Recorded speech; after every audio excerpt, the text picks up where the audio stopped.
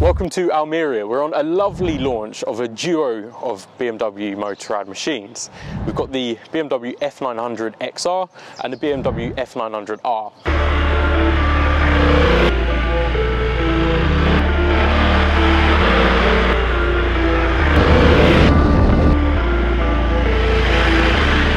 And we've had a bit of a day on both of them. So in the morning I set off and I was on the XR, and then in the afternoon continued on the day and I was on the R. Both are updated for 2025, both share the same motor, there's updates for both. So let's just dive into it. Let's say what I thought about these as a first initial impression on both bikes, what makes them good, what I think from an initial ride in any case, could do some tweaking, or maybe if you're speccing one up you might want to consider. But ultimately it was great fun, so let's get into it. So I'm going to refer to my phone throughout this because just in case I need to get some stats, because we've only ridden these bikes maybe 6 hours combined, so remembering everything just takes a little bit of time.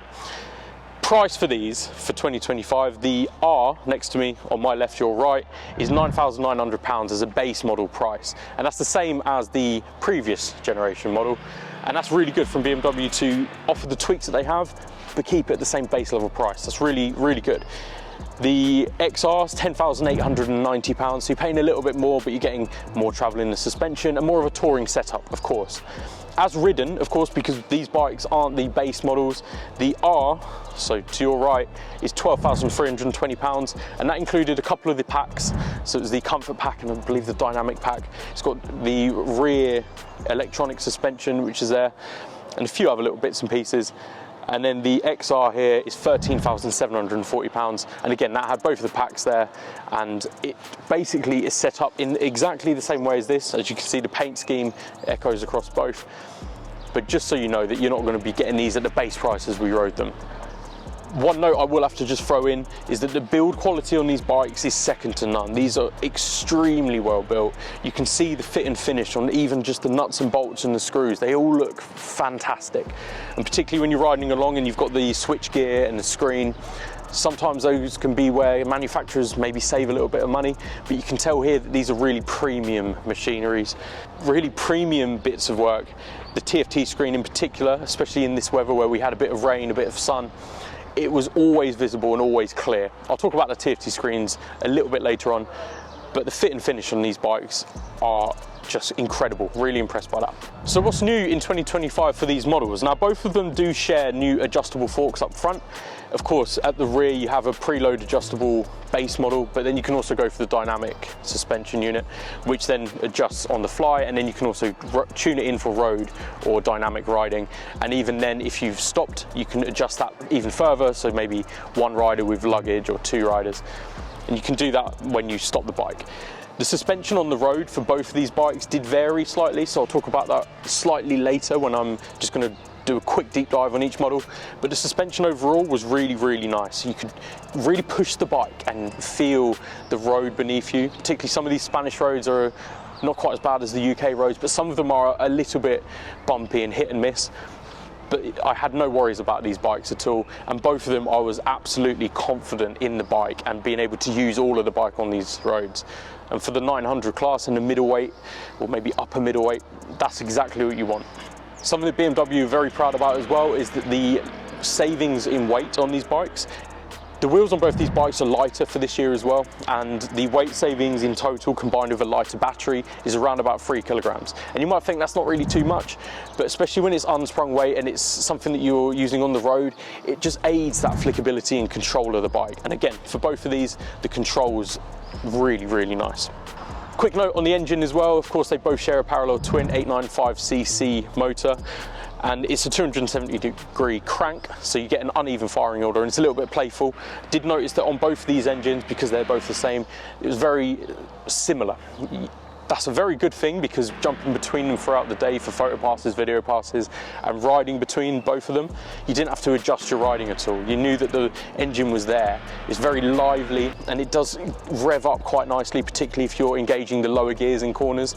It does run out of steam a little bit at the top end, but by no means was that a negative, because on the road when you're maybe pushing into a corner, you flick down a gear. Of course, these have the quick shifters as a bonus pack. and you could just engage the lower gear and continue power through a corner. If you have the higher gears, you do start to run out of steam if you're really pushing on, but you can see happy numbers on these. I'm not going to quote my speed, but it was brilliant. It was great fun. In terms of power figures as well, 105 brake horsepower and around 93 newton meters of torque, which makes these incredible fun on the road, particularly for the weight.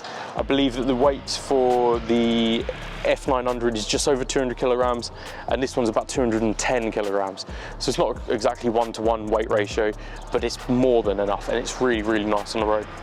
So I'll talk about the XR briefly because that's what I set off on first at the start of the day, and I instantly thought that between the two that I'd lean to this one, and this would be the one that I'd prefer. For reference, I'm 6'3", maybe about 15 stone or so, and I thought that this larger style of bike would suit me more and I'd feel more comfortable riding it and pushing it on the roads. Whilst I was definitely happy, this one did take it. But this F900 XR does feel like a bit of a medium-sized bike. Of course, it's larger, it's taller than the R, but when you look at its bigger brother, the S1000 XR, that's a behemoth of a bike. It's huge. But then jumping to this one, it felt a little bit more manageable and controllable. Did have a quick sit on the S1000 XR, and that fit me perhaps perfectly. This one's a little bit smaller. The seating position on this, when you're on the surprisingly low saddle, it felt that it was quite low and close to the tank. So my riding position wasn't quite as comfortable as I was hoping for, but I was still absolutely happy on top of it, and I was still able to push the bike and enjoy the ride. The screen as well, I'll just quickly throw in, it wasn't quite good, unfortunately. You can adjust it quite easily with a lever here, one hand adjust, and that's always fantastic on a bike, particularly when you're riding along and suddenly you need a little bit more wind coverage. But I found that in the raised position, it just directed all of the wind right to my temple. And after maybe half an hour to 45 minutes of riding with all of that wind getting directed into my head, I started getting a bit of a headache, and that wasn't ideal. Of course, you've got handguards on here and heated grips as standard on the XR, and that's fantastic for a touring based bike, and you can then stick your luggage on as well. The braking on this bike, front brakes are incredible.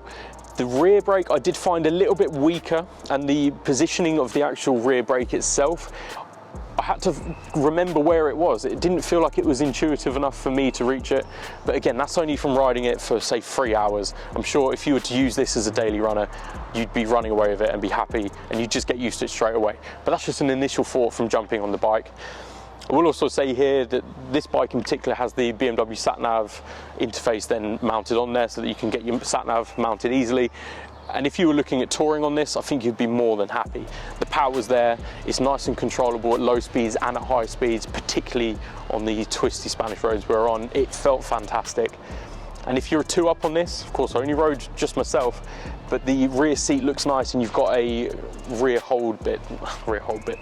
You've got a pillion grab rail there at the end, so that if you've got 2-up on this bike, I think you're going to be pretty happy, particularly riding in a middleweight capacity. So overall on this one, really enjoyed it. I think it looks lovely, and I'm pretty impressed with what it is, particularly for the price. But if you're then looking at speccing it up, it does get a little bit unattainable from a quick purchase. But I think this is a fantastic bike, well worth considering. Let's have a look at the R, and then we can go to some final thoughts. So this one really blew me away today. They've adjusted the positioning and the ergonomics of this, so the rear pegs are a little bit racier, so they're a little bit pulled back, and you're really tucked in onto the bike. It means there's a lot of weight on the front. You've got a really assured ride feel through the front, particularly when you're pushing through the sort of flip-flap corners and the endless switchbacks that we were going through today. I really, really enjoyed this. The actual positioning itself, I was quite uncomfortable towards the end of the ride. So when we pulled up here at the hotel, calling it a day, my legs were really aching, but I didn't mind. I had so much fun riding this. Of course, there's no screen. You might think I was worried about that, but because it was just a oncoming gust of wind rather than all channeled to your head, I got on with it absolutely fine. I think it looks sharp. I think it's a fantastic machine in general, and as I say, the Brembos at the front, I had so much reassurance on those, particularly when you go into the TFT screen, you go into sport mode, and then you get the traction control and these braking on the right, as well as lean angle sensor.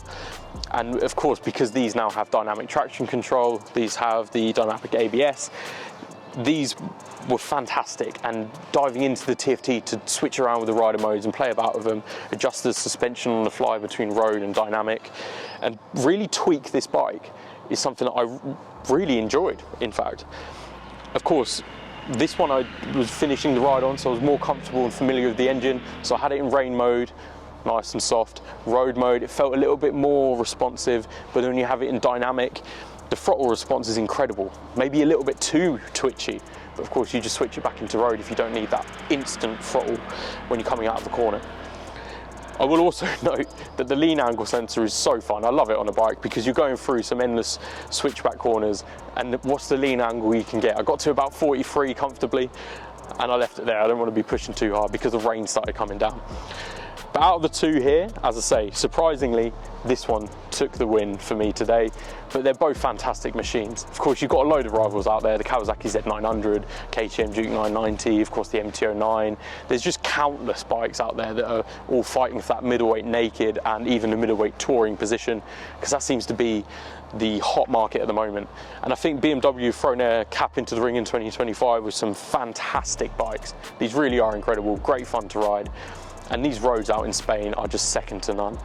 We went to the Almeria circuit, which we're going to be doing tomorrow, so subscribe if you haven't already, and you'll see us on the S1000RR, M1000R and S1000R tomorrow on track, weather dependent, and if so, that's going to be fantastic. Didn't get to ride these on track, unfortunately, but anyway, I'm going to round it up there because this is just first impressions review. I can't go too deep into it because I didn't get enough time to really solidify any opinions.